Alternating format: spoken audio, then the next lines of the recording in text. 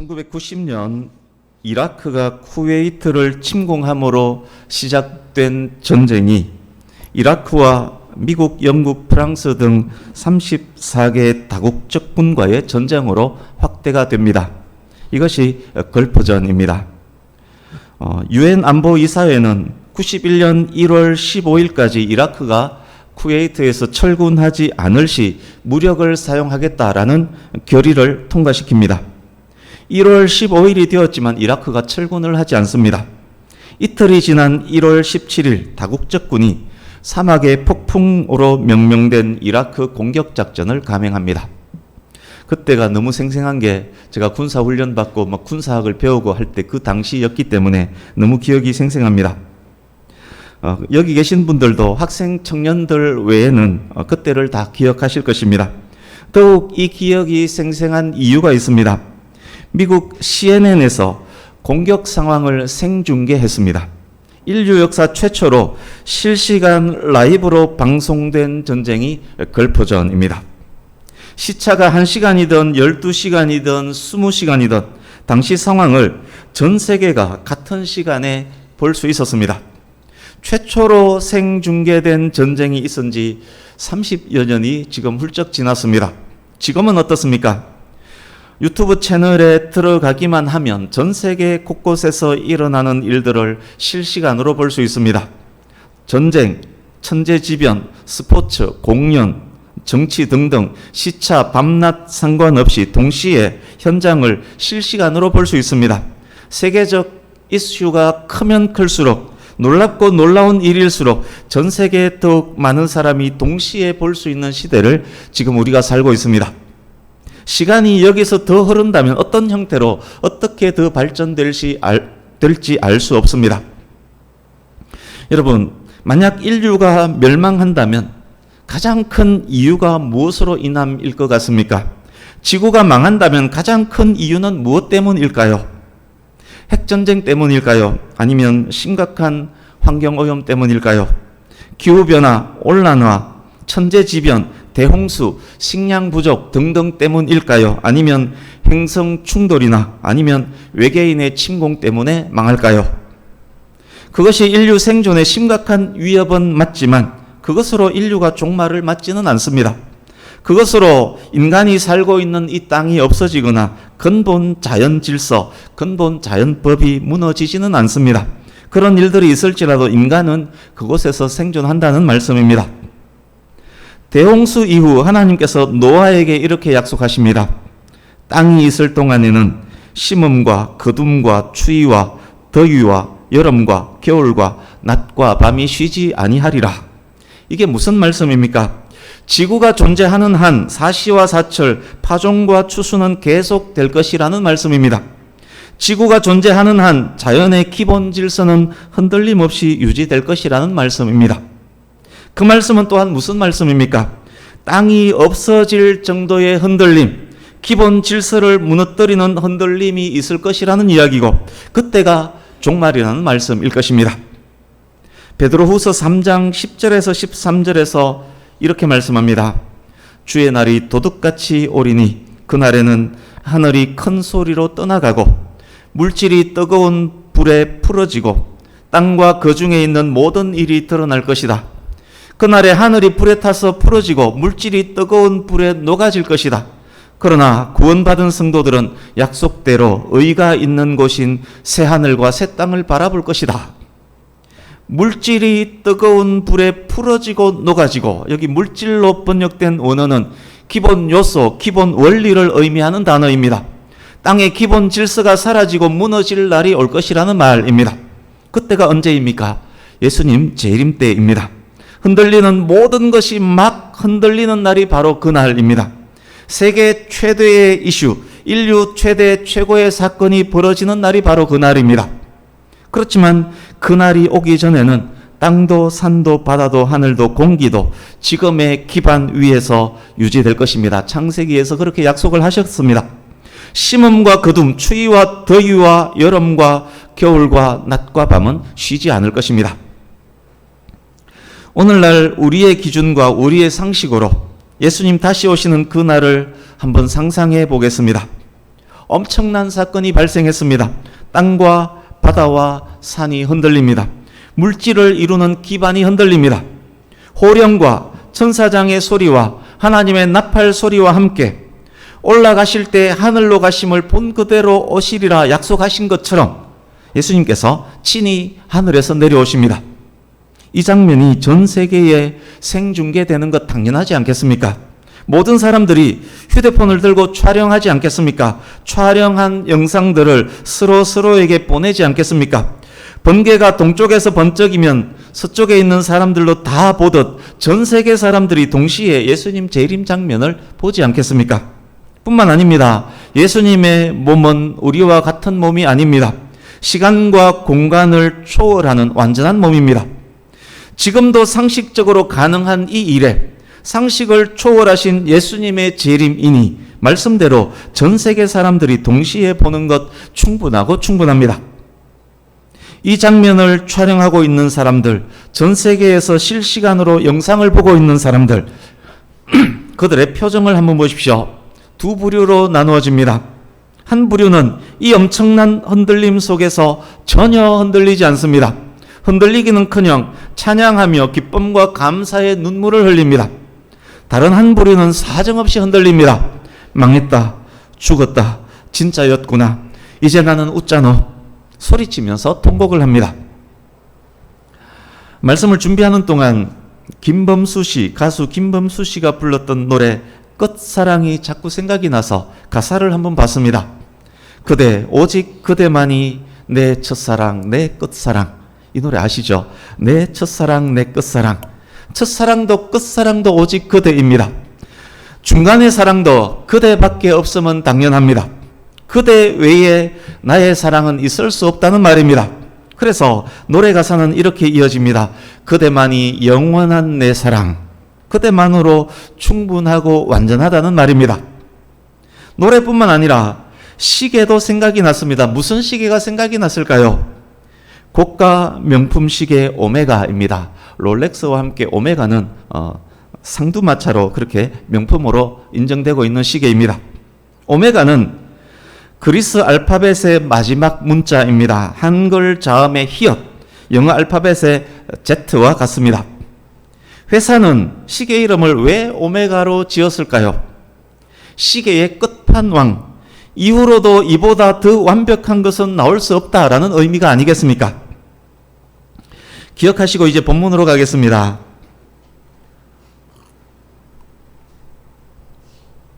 지난주 말씀 1절에서 3절이 요한계시록 전체의 서문이라면 오늘 본문 4절에서 8절은 7교회에 쓰는 편지의 서문이라고 할 수 있습니다.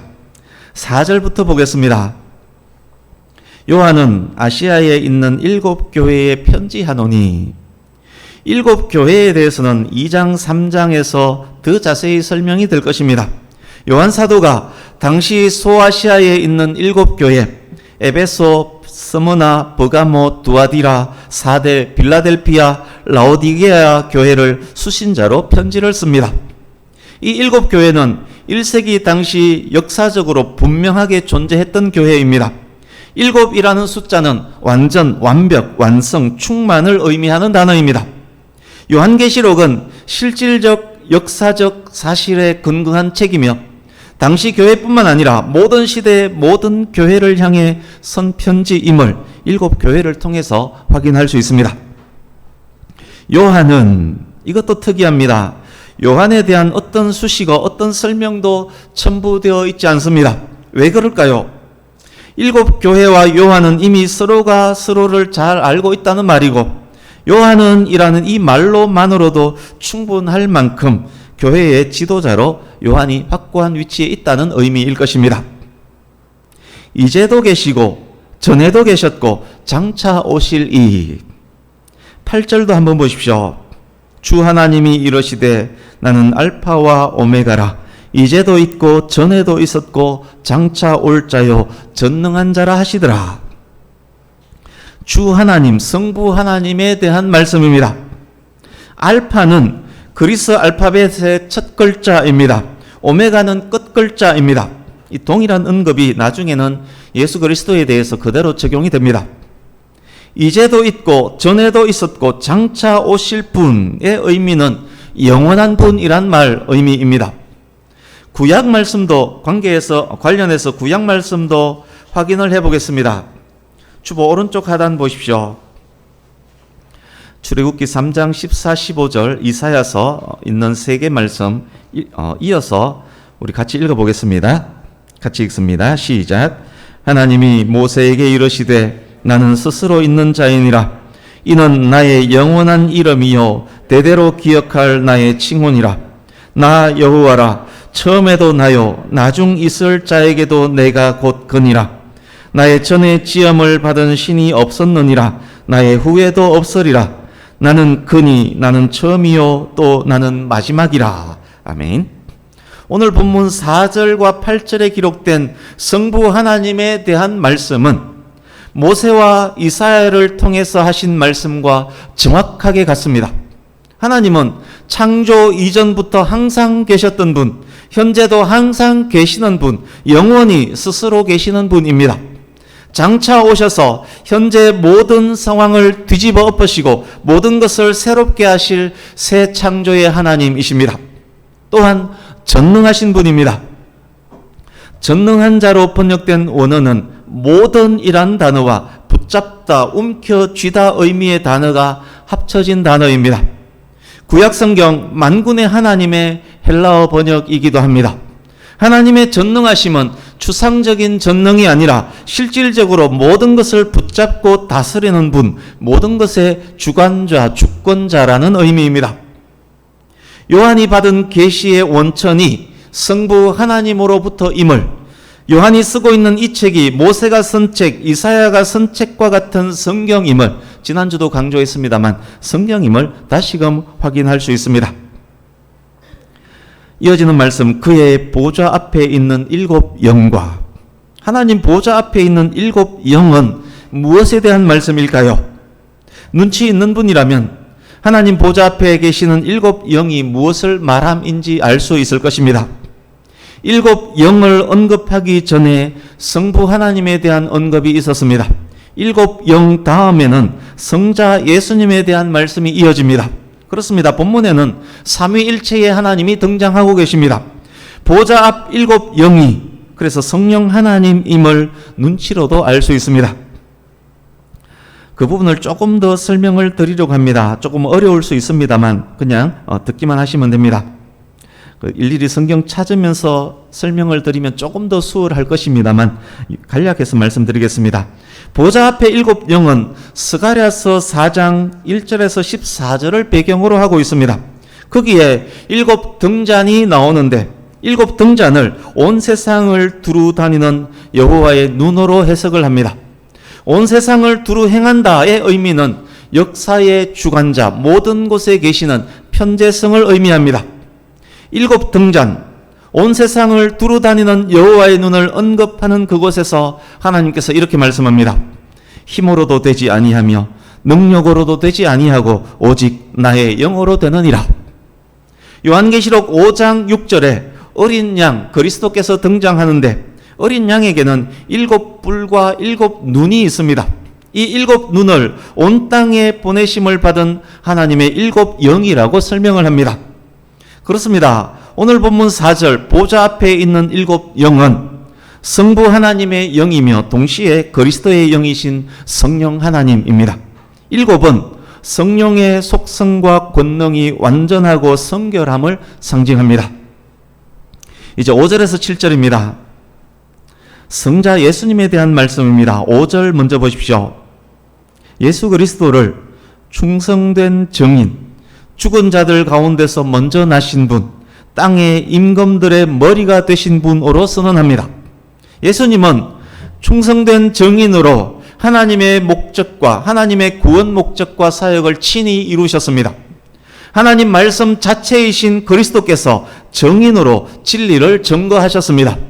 그리스도의 일생, 그리스도의 십자가가 하나님의 증인이요 정언이요 증거였습니다. 또한 예수님은 죽은 자들 가운데 먼저 나신 분, 즉 부활의 첫 열매이십니다. 또한 그리스도께서는 땅의 임금들의 머리, 즉 만왕의 왕, 만주의 주로 공개적으로 다시 오실 것입니다. 충성된 정인, 죽은 자들 가운데서 먼저 나신 분, 땅의 임금들의 머리가 되신 분, 이 선언은 요한계시록이 신적 정언이며 부활하신 그리스도의 계시이며 오고 올 역사들에 대한 예고임도 알려주는 그런 말씀입니다. 그것이 요한계시록의 목적이기도 합니다. 이어지는 말씀, 예수 그리스도로 말미암아 은혜와 평강이 너희에게 있기를 원하노라. 여러분, 도미티아누스 황제의 잔혹한 탄압 아래 있는 교회에게 지금 가장 절실한 것이 무엇이겠습니까? 그리스도로 말미암은 은혜와 평강 아니겠습니까? 사도 요한은 편지를 읽는, 편지를 받는 모든 시대의 교회와 성도들에게, 고통 중에 있는 모든 교회와 성도들에게, 계시록을 읽는 모든 성도들에게, 저와 여러분에게 그리스도의 은혜와 평강을 축복하고 있습니다. 그의 피로 우리 죄에서 우리를 해방하시고 그리스도께서 행하신 핵심 사역에 대한 요약입니다. 피 흘리심, 죽으심을 통해서 우리를 죄에서 해방하셨습니다. 우리를 사랑하사, 그것은 그리스도의 사랑 때문입니다. 사람이 친구를 위하여 목숨을 버리면 이보다 더 큰 사랑이 없다라고 예수께서 말씀하셨습니다. 예수께서는 우리가 아직 죄인 되었을 때에 우리를 친구로 여겨주시고 친구를 위하여 목숨을 버리셨습니다. 이보다 더 큰 사랑 어디에 있겠습니까? 사랑의 진수입니다. 그 사랑이 우리를 구원했습니다. 여기 우리를 사랑하사의 시제는 현재 분사형입니다. 그 사랑이 지금도 계속된다는 말씀입니다. 그리스도의 구속함으로 죄 용서함 받은 저와 여러분은 지금도 이 크신 사랑 안에 있습니다. 얼마나 위로가 되고 힘이 되는 말씀입니까? 우리에게 주어진 은혜와 평강은 예수 그리스도의 이 사랑으로 말미암은 것 아니겠습니까? 이제 6절입니다. 예수님의 피 흘리심의 결과 두 가지 엄청난 일이 일어납니다. 첫 번째, 우리가 하나님 나라의 구성원이 됩니다. 하나님 나라 확장의 도구가 됩니다. 메시아의 통치에 동참할 수 있게 됩니다. 두 번째, 우리가 하나님의 제사장이 됩니다. 하나님과 화목함으로 하나님과 관계가 회복되어서 하나님께 직접 갈 수 있는 제사장이 됩니다. 예수님께서, 이어지는 말씀, 예수님께서 그 크신 사랑으로 십자가를 감당하시고 우리를 나라와 제사장으로 삼으신 근본적인 이유가 무엇일까요? 그의 아버지 하나님을 위하여. 궁극적이고 근본적인 이유는 하나님 아버지의 영광을 위하여입니다. 사랑하는 성도님 여러분, 예수 그리스도께서 하나님의 영광을 위하여 그 크신 사랑으로 저와 여러분을 구원하셨다면 그 사랑을 입은 우리의 삶은 어떠해야 하겠습니까? 당연히 하나님의 영광을 위한 삶이 되어야 하지 않겠습니까? 그에게 영광과 능력이 세세토록 있기를 원하노라. 아멘. 하나님의 영광을 위한 우리의 삶은 곧 예수 그리스도께 찬송과 영광을 올려드리는 삶이기도 한 것입니다. 이제 7절입니다. 7절을 같이 한 번 더 읽어보겠습니다. 시작. 볼지어다 그가 구름을 타고 오시리라. 각 사람의 눈이 그를 보겠고 그를 찌른 자들도 볼 것이요 땅에 있는 모든 족속이 그로 말미암아 애곡하리니 그러하리라. 아멘. 아멘. 요한계시록의 표어라고도 할 수 있는 구절입니다. 볼지어다, 표어답게 볼지어다, 보라, 한 방 빵 때리면서 주의를 집중시키고 있습니다. 여러분께서도 주의를 더욱 집중하시기 바랍니다. 그가 구름을 타고 오시리라. 인자 같은 이가 구름 타고, 다니엘서에서 등장한 말씀입니다. 복음서에서도 구름 타고 오시는 예수님이 여러 번 등장합니다. 여러분, 예수님께서 오실 때 정말 구름 타고 오실까요? 아마 분명 손오공을 쓴 그 사람은 성경을 읽었던 사람일 것입니다. 손오공이 구름 타고 다니는 것 아마 성경에서 차용했지 않을까 싶습니다. 예수님께서 오실 때 정말 구름 타고 오실까요? 구약 성경에서 구름은 하나님의 강력한 임재, 하나님의 현현의 상징입니다. 빛나는 구름은 예수님의 임재를 나타내기에 부족함 없는 상징적 표현입니다. 예수께서 오실 때 빽빽한 구름이 그리스도의 빛나는 영광을 감사할 것입니다. 실제로 아마 그렇게 될 것입니다. 각 사람의 눈이 그를 보겠고, 각 사람의로 번역된 원어는 모든, all, every라는 의미의 pass라는 단어입니다. 모든 사람이 자기 눈으로, 육신의 이 눈으로 예수님의 재림을 보게 된다는 말씀입니다. 예수님의 재림은 모든 사람이 볼 수 있도록 공개적으로 올라가신 것처럼 공개적으로 오신다는 말씀입니다. 여러분, 이게 가능한 일입니까? 어떻게 한 곳에서 일어나는 그 현장을 전 세계 모든 사람이 볼 수 있다는 말입니까? 현재도 그 일이 가능함을 서두에서 말씀드렸습니다. 그렇습니다. 예수님께서 오실 때 전 지구상의 모든 사람들이 보게 될 것입니다. 그러나 본문 당시로서는 이 일을 이해할 수 없었을 것입니다. 이 말이 이해가 되지 않았을 것입니다. 옆 동네에서 일어난 일도 보지 못하는데 어떻게 전 세계 사람들이 볼 수 있단 말입니까? 육체로 오시는 예수님을 어찌 모든 사람이 볼 수 있나 의아해했을 것입니다. 그래서 영적 재림 어쩌고 저쩌고 이단 교리를 만들어냅니다. 오늘날에도 영적 재림을 주장하는 사이비들이 있습니다. 신천지에서는 이만희의 몸과 재림 예수의 영이 하나가 되었다는 희한한 소리까지 지금 하고 있습니다. 그를 찌른 자들도 볼 것이요. 여기에 그는 예수님입니다. 그렇다면 그를 찌른 자들은 누구를 말합니까? 예, 맞습니다. 십자가 예수님의 옆구리를 창으로 찔렀던 자, 그는 성경에 나오는 그는 로마의 군인 한 명이었습니다. 그런데 본문에서는 찌른 자들, 복수형으로 쓰였습니다. 로마 군인의 배후에 있었던 자들, 유대 종교 지도자들, 로마 정치 권력자들, 예수님을 대적한 자들 모두를 일컫습니다. 오늘날까지 확장하면 역사 속 모든 시대 그리스도를 대적한 자들을 총칭하는 말이기도 합니다. 예수님께서 빛나는 구름과 함께 다시 오시는 장면을 믿음이 있는 자들, 성도들만 볼 수 있는 것 아닙니다. 비방자, 핍박자, 이단, 사이비, 적그리스도, 우상숭배자, 무신론자, 살인자, 강도, 깡패 등등 모두가 그 장면을 봅니다. 그들의 눈으로 직접 보게 됩니다.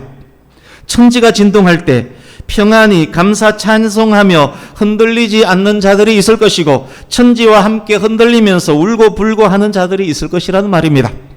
그리스도의 재림 자체, 그 자체가 심판이란 말입니다. 땅에 있는 모든 족속이 그로 말미암아 애곡하리니, 여기 애곡으로 번역된 원어는 치다, 때리다, 치다라는 의미의 단어 곱토입니다. 그날에 예수님을 대적했던 모든 사람들, 믿지 않았던 모든 사람들이 자기 가슴을 치면서 슬피 울 것입니다. 땅의 모든 족속, 방언, 백성, 나라 중에 있는 사람들이 애곡하면서 말할 것입니다. 진짜였네. 예수쟁이의 말들이 진짜였네. 나는 웃자노. 나는 이제 죽었구나. 그러나 그때는 이미 늦었습니다. 벌써는 지나갔습니다. 그 애곡은 영원한 애곡이 될 것입니다. 이어지는 말씀, 그러하리라. 아멘. 아멘의 뜻은 그러하리라의 뜻입니다. 그러하리라. 아멘은 그래서 아멘, 아멘이 반복된 것입니다. 이 일은 아멘, 아멘 반드시 확실히 있을 것입니다. 이제 8절입니다. 8절도 같이 읽습니다. 시작. 주 하나님이 이러시되 나는 알파와 오메가라. 이제도 있고 전에도 있었고 장차 올 자요 전능한 자라 하시더라. 아멘. 성부, 성령, 성자 하나님에 대한 각각의 언급을 요약이라도 해주듯 성부 하나님께서 하고 계시는 말씀입니다. 요한에게 보여줄 계시가 확실함을 친히 다시 한번 밝혀주시는 부분입니다. 요한이 본 것을 다 정언할 수 있도록 확인시키며 다시 힘을 주시는 부분입니다. 하나님의 결제 도장과도 같은 구절입니다. 영원하시고 알파와 오메가이시며 전능하신 하나님의 결제 도장입니다. 서신의 머릿말인 본문에서 느껴지는 그 확신과 힘이 대단합니다. 오늘은 여기까지만 말씀드리겠습니다. 다음 주에는 9절에서 20절 말씀으로 전하겠습니다. 두 가지만 간략히 정리하고 말씀을 마치겠습니다. 편지를 받는 7교회는 현재 지난주도 설명드렸습니다. 현재 핍박과 고난과 고통 속에 있습니다. 역사 속 모든 교회는 그 시대마다의 고통과 고난, 핍박을 겪습니다. 본문 당시 교회는 로마 황제 도미티아누스를 주인으로 여기고 섬겨라는 심각한 압박을 받고 있습니다. 역사 속 모든 교회 역시 그 시대의 주인이라고 말하는 그 무엇의 압박을 받았습니다. 주인 행세하며 섬김을 강요하며 상황을 옭아매려는 세력들은 항상 있었습니다. 저와 여러분들의 현재도 마찬가지입니다. 그 무엇이 우리 삶에 비집고 들어와서 마치 자기가 주인인 양 자신을 섬기라고 강요하며 계속 얼음장을 놓습니다. 그 강요에 자주자주 흔들리곤 합니다. 오늘 본문이 그런 모든 그리스도인들에게 이렇게 묻습니다. 누가 너의 주인이냐? 네가 섬길 이가 누구냐? 겸해서 그 질문에 대한 모범 답안까지 확인시켜 줍니다. 우리의 주인, 우리가 섬겨야 할 분 누구입니까? 삼위일체 하나님이십니다. 알파와 오메가가 되시고 영원하신 분이고 모든 시간과 공간의 주관자이십니다. 이제도 계시고 전에도 계셨고 장차 오실 하나님, 스스로 계시는 분 여호와입니다. 전능하신 하나님, 만군의 하나님 여호와입니다. 만왕의 왕, 만주의 주, 다시 오실 하나님이십니다. 끝사랑 노래를 불렀을지라도 또 다른 사랑을 할 수 있습니다. 어떻게 김범수 씨가 딱 한 번의 사랑만 했겠습니까? 다른 사랑도 하지 않았겠습니까? 지금 영원히 사랑하고 있다 할지라도 또 누구를 만날지 누가 압니까? 사람은 그렇습니다. 오메가라는 이름의 명품 시계가 있을지라도 더 좋은 시계가 나올 수 있습니다. 사람이 만든 것은 그렇습니다.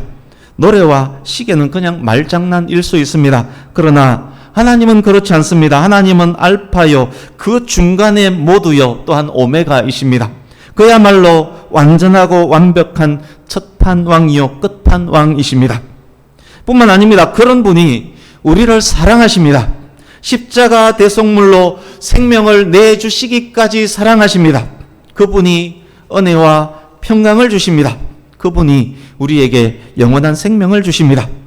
삼위일체 하나님이 우리를 사랑하시는 우리의 주인이심을 깨닫고 알고 확신한다면 세상 속에서 당하는 환난과 핍박이 무슨 문제가 되겠습니까? 어떤 상황 속에서도 위로받고 인내하며 힘을 얻을 수 있지 않겠습니까? 어떤 상황 속에서도 은혜와 평강을 누릴 수 있지 않겠습니까? 사랑하는 성도님 여러분, 하나님께서 우리를 언제나 사랑하십니다. 그 하나님으로 말미암아 더 큰 힘과 위로와 용기를 얻으시길 바랍니다. 두 번째, 예수님께서 다시 오실 때 극명하게 다른 상황에 처하게 될 두 부류를 우리가 확인했습니다. 한쪽은 영원한 행복과 웃음에 이를 것이며 다른 한쪽은 영원한 애곡에 이를 것입니다. 예수님을 대하는 태도에 따라 갈리는 운명입니다. 그런데 아직 예수님은 지금 오지 않았습니다. 언제 오실는지는 아무도 모릅니다. 누구든지 지금은 시간이 있습니다. 누구든지 지금이라도 예수님을 나의 주, 나의 하나님으로 마음으로 믿고 입으로 시인하면 그는 영원한 행복에 이를 수 있습니다. 우리가 예배하는 현재 시간, 한국 시간으로 2023년 9월 24일 11시 47분입니다. 지금 예수님께서 빛난 구름에 둘러싸여 나팔 소리와 함께 오신다고 한번 생각을 해보십시오. 대한민국의 모든 사람이 그 장면을 볼 것입니다. 현재 9월 23일 밤 10시 47분에 뉴욕 사람들도 그 장면을 볼 것입니다. 현재 9월 24일 새벽 3시 47분에 런던 사람들도 그 장면 볼 것입니다. 9월 24일 새벽 5시 47분에 예루살렘 사람들도 그것을 볼 것입니다. 전 세계 모든 사람들이 동시에 그 장면을 볼 것입니다. 저와 여러분의 가족, 친척, 이웃, 친구들도 볼 것입니다. 만약 지금 예수님께서 오신다면, 오시는 예수님을 우리가 보고 있다면, 그러나 믿지 않는 자들은 그들에게는 버스는 이미 지나갔습니다. 울며 불며 그때 회개해도 소용없습니다. 지금 예수님께서 오신다면 지금 여러분께서 사랑하는 그 누군가가 지금 그 장면을 보고 지금 애곡하며 두려워 떨 사람 혹시 없습니까? 영원한 애곡으로 들어가고 말 사람 없습니까? 복음을 전해야만 하는 중요한 이유 아니겠습니까? 사랑한다면, 그래서 복음을 전해야 하지 않겠습니까? 때를 얻든지 못 얻든지 그때가 예수님 오시기 전이라면 언제나 항상 복음을 전해야 하지 않겠습니까? 사랑하는 성도님 여러분, 바로 지금이 은혜 받을 만한 때요. 바로 지금이 구원의 날입니다. 복음을 전하는 저와 여러분 될 수 있기를 간절히 바랍니다. 지금까지 나눈 모든 말씀을 기억하시면서 복음 전하는 자의 사명을 감당하기를 다짐하면서 우리 7절, 8절 말씀을 한 번 더 읽고 말씀을 마치겠습니다. 7절, 8절 같이 읽습니다. 시작. 볼지어다 그가 구름을 타고 오시리라. 각 사람의 눈이 그를 보겠고 그를 찌른 자들도 볼 것이요 땅에 있는 모든 족속이 그로 말미암아 애곡하리니 그러하리라. 아멘. 주 하나님이 이러시되 나는 알파와 오메가라. 이제도 있고 전에도 있었고 장차 올 자요 전능한 자라 하시더라. 아멘. 마라나타, 예수님 오십니다. 기도하겠습니다.